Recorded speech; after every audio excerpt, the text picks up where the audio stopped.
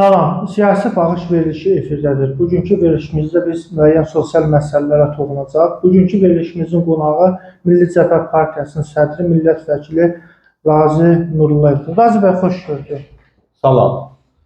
Qazi bəy, deməli, Bakıda bilirsiniz ki, 500 min artıq demək olar ki, evlər var, sənədsiz evlərdir.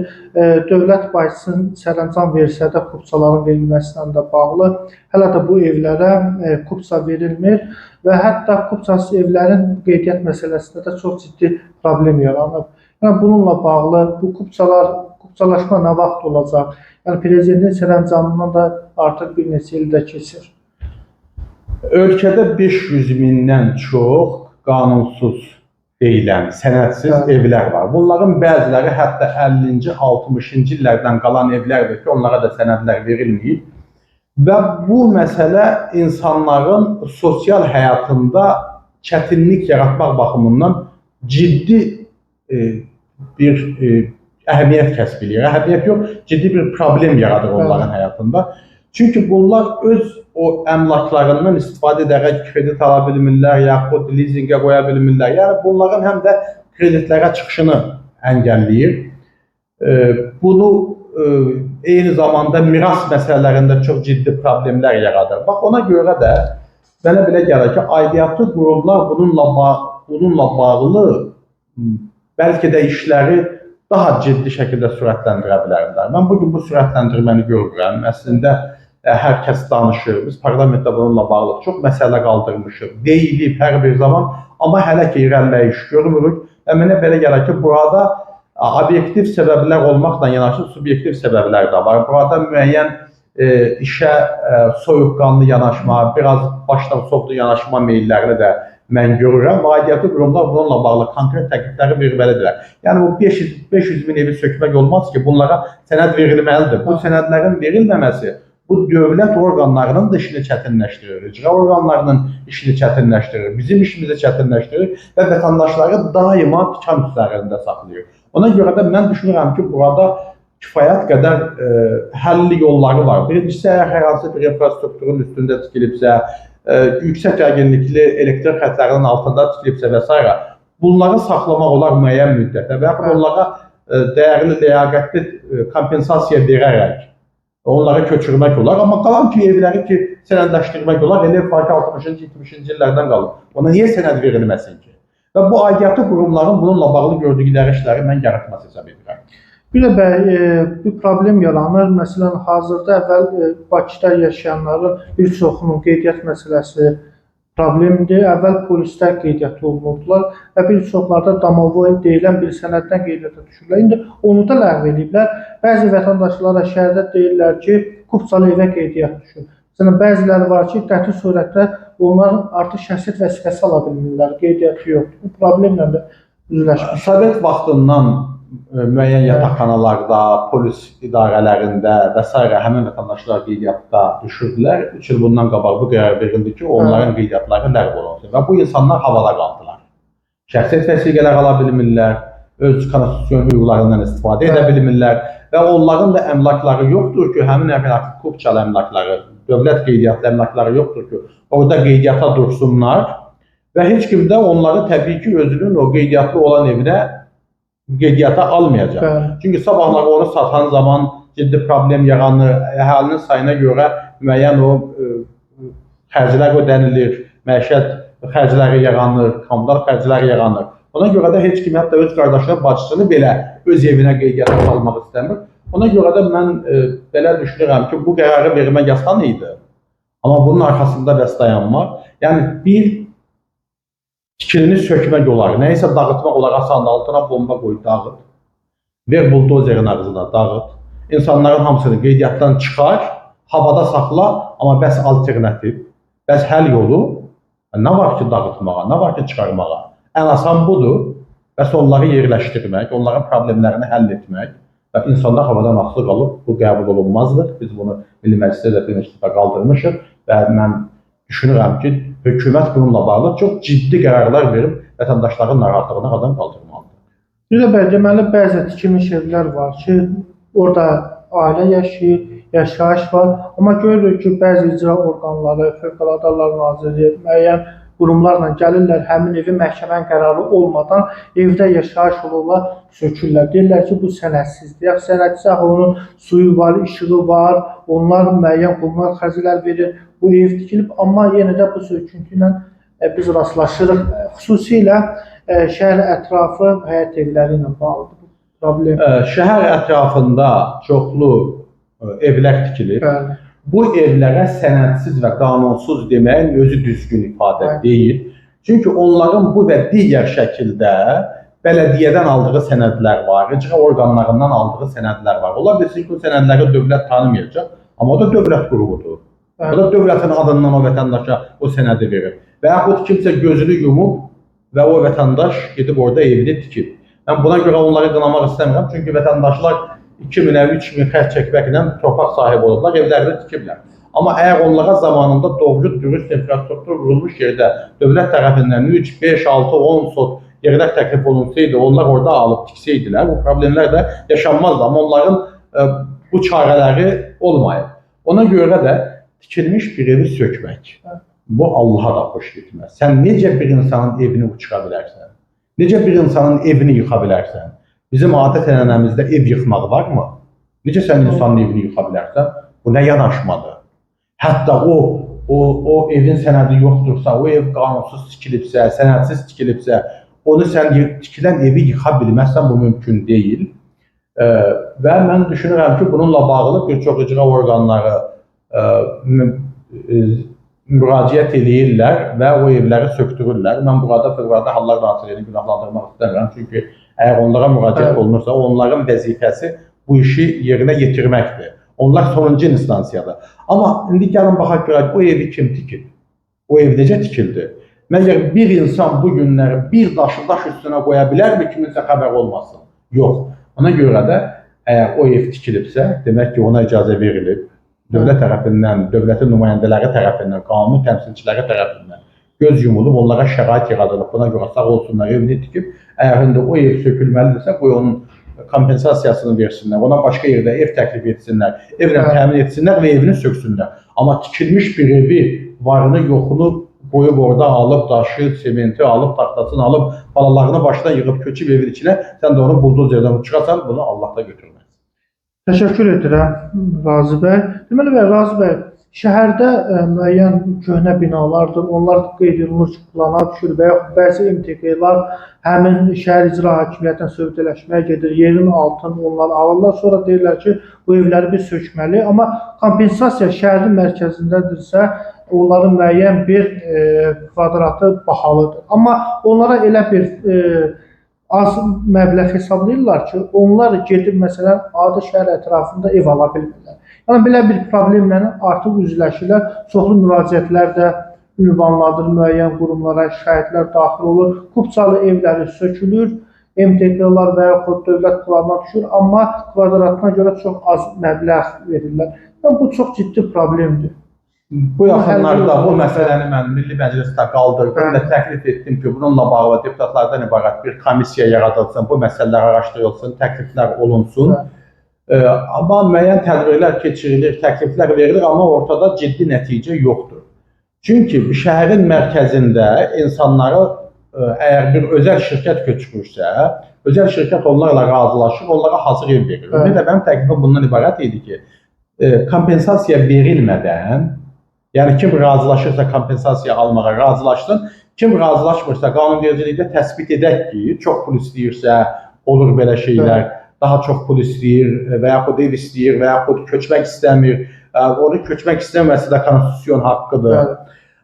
Ona görə də məcburi qaydada artıq o evlə təmin olunsun. Həmin yerdə tikilən evdən və yaxud onun yaxınlığında evlə təmin olunsun. Deyək ki, onun kvadratı 50 idi, 60 kvadratdan təmin olunsun ki, narazı qalmasın. Amma onlara bəzən 37-40 kvadratı var, onlara kompensasiya sən 5000-dən də versən, gidib bu ev sahibi ola bilməyəcək.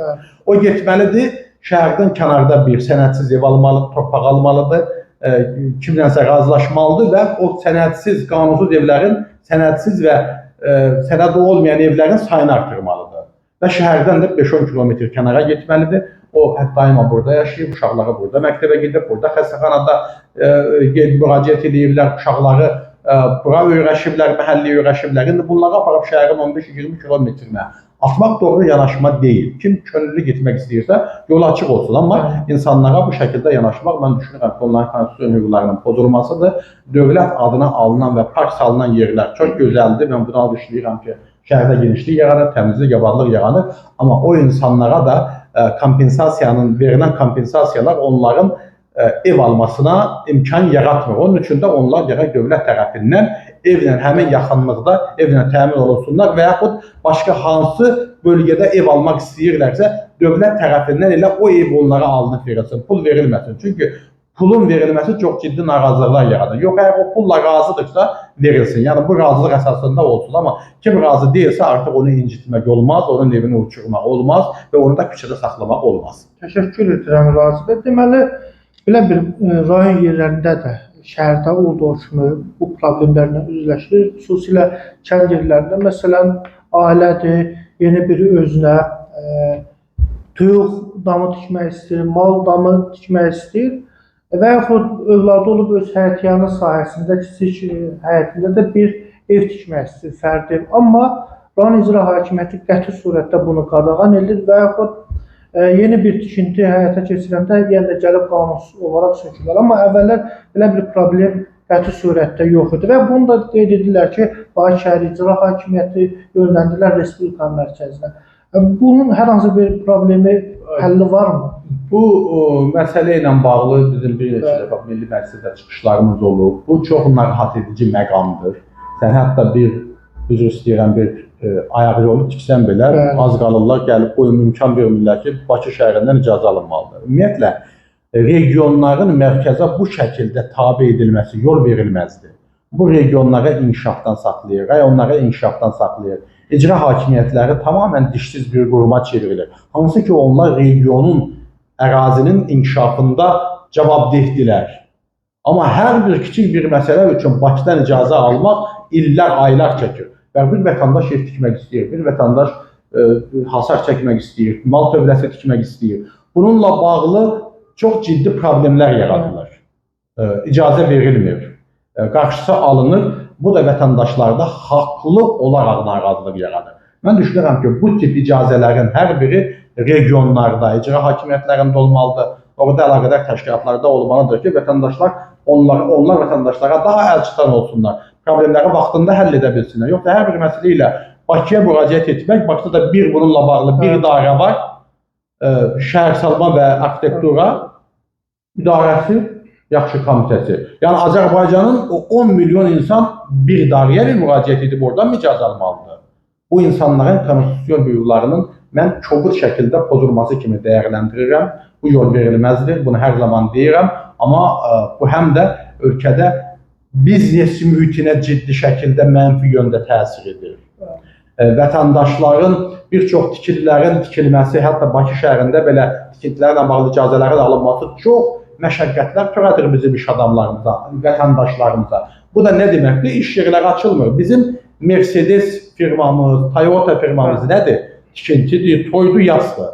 Əgər bunun qarşısını alsan, ölkədə bütün hər bir şey dayanır. Çünki toy, yaz və tikinti iqtisadiyyatın 60-70 sahəsini də inkişaf etdirir. Onlarda 15 nəfərlə toy deyirlər, bizdə 1000 nəfərlə. Və bizim toylarımız daha cəhcəlallı olur. Və o zaman pərdə işləyir, maşın istəyir, bəy başını, parkmaxerlər, bərbərlər, parça sexləri, kostyum satılır, kənd təsərrüfatı məhsulları, ət məhsulları, süd məhsulları, orada işləyən xidmətçilər, hər bir sahə ən azından 60-70 sahə bununla bağlı inkişaf edir. Biz ya bunu dayandırırıqsa, onda bizim də bir Mercedes boyda firmamız olmalıdır, bizdə Toyota yaratmalıyıq, bizdə General Motors yaratmalıyıq, bizim də Siemens'imiz olmalıdır. Bunlar olmadığına görə bizim istehsalatımız nədir? Biz nə ilə insanlarımıza işlə təmin edə biliriksə, o sahənin də inkişafına qarşı çıxmamalıyıq. Bu günlərə təəssüflər olsun ki, bu sahədə çox ciddi problemlər mövcuddur. Çox bir məsələyə toxundunuz. Qeyd etdiniz ki, tamamilə tikinti, bir çox məsələlər demək olar ki, Bakı şəhərinə yönləndirilir və demək olar ki, həmin icazələrin verilməməsi tikintiyə. Məsələn, biri bir market tikmək istəyir, kənd yerində orta biznes inkişafı buna da imkan vermirlər. Amma görürük ki, demək olar ki, Bakıya çox ciddi şəkildə axın var. Nədir bu problem? Kənd rayon yerlərində niyə qoymurlar yeni bir iş yerləri? Bunun ən böyük vacib məqamlarından biri budur ki, bu sənədlər düzəlməlidir. Amma bu vətəndaş sənədi düzəltmək üçün cəhənnəm əzabı yaşayır. Bunlara kömək olunmur. Bunlar o idarədən bu idarəyə, o idarədən bu idarəyə bir ay orada gözləyir, 2 ay orada gözləyir, 3 ay orada gözləyir. Ona zəng elətdirir, buna zəng elətdirir. Bezir. Bezəndən sonra gedib elə öz başına tikmək istəyir, onda da deyirlər buldozerin ardına. Bu hökumət düşünməlidir ki, bu vətəndaş niyə qanunsuz ev tikmək istəyir? Bu niyə qanunsuz bina tikmək istəyir? Bu niyə qanunsuz mağazin tikmək istəyir? Demək ki, bu sənədləşmədə ciddi problem yaşayır da. Bu asanlaşdırılmalıdır.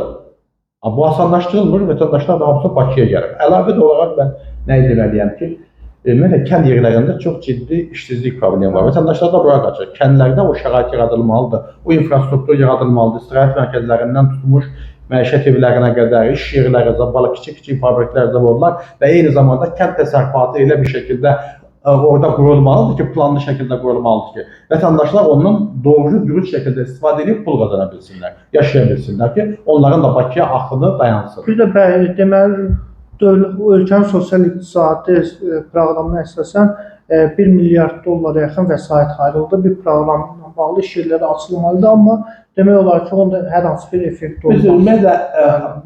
Mən düşünürəm ki, Azərbaycanda yəni ki, iş mühiti var. Müəyyən dövlət sərəncamları var, prezident tərəfindən çıxılı sərəncamlar verilib ki, iş adamlarına daha yaxşı şərait yaradılsın və s.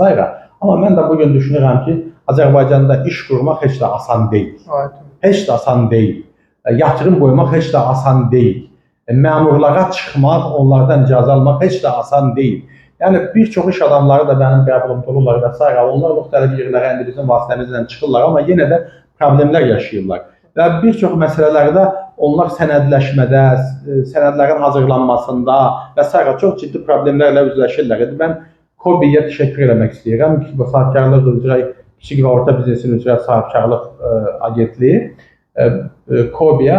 Məsələn, onlar biznes planlarının hazırlanmasında köməklik göstərirlər, kiçik biznesdən görüşürlər, onlara o yardımları, hüquqi yardımları, müxtəlif yardımları göstərirlər. Hətta onlara kiçik qaz şəklində pullar da ayırırlar ki, bazarı öyrənsinlər, marketingi bilsinlər, biznes plan hazırlasınlar, xarici tərəfdaş tapsınlar və s. Mən düşünürəm ki, ümumiyyətlə, bu sahədə daha geniş, daha böyük vəsaitlə işin görülməsinə ehtiyac var bütün Azərbaycan əhatədən və məsələlər dövlət idarələri səviyyəsində şəffaf şəkildə həll olunmalıdır və o vətəndaş və o iş adamı gedib o qapını döyəndə onlar ona özü kimi, öz ailəsinin üzvü kimi yanaşıb ona kömək etməlidir. Daha sənədin düzdür, get gələrsən. Yəni başından etməli deyil, amma bizdə nədir? Düzgün deyil, torpağın düzgün deyil, sənədin düzgün deyil, düzgün hazırlanmayıb, çıx get. Əvvəllər bizdə xarici pasport alanda gedirdin, bir dənə nöqtə vergilə səhv tutub yollayırdılar 15-20 il bundan qabaq ki, get tezdən anketə olduğu gedir. Ta o vaxta kimi ki, sən gəlib orada pul verib işini həll etməliydin. İndi şükür ki, Asar Xidmət və elə həmin o idarənin özündə də çox şəffaf şəkildə bunlar həll oluna bilir. Demək ki, Azərbaycanda da hər şey şəffaf, düzgün, dürüst etmək olar. Nə qədər bizim düzgün işləyən idarələrimiz var, dövlət idarələrimiz var, məmurlarımız var, düzgün işləyir, şəffaf işləyir və vətəndaşlar da oradan az qala 99-100% razıdırlar. Və biz bunu edə bilərik. Etmirlərsə həmin idarələrin rəhbərləri yerində olmayan insanlardır. Aydındır, təşəkkür edirəm. Hörmətli Razi bəy, çox ciddi və maraqlı məsələlərə toxundunuz. Hörmətli tamaşaçılar, siyasi danış verilişinə baxdınız. Bugünkü qonağımız millət vəkili hörmətli Razi Nurullayevdir. Çox sağ olun.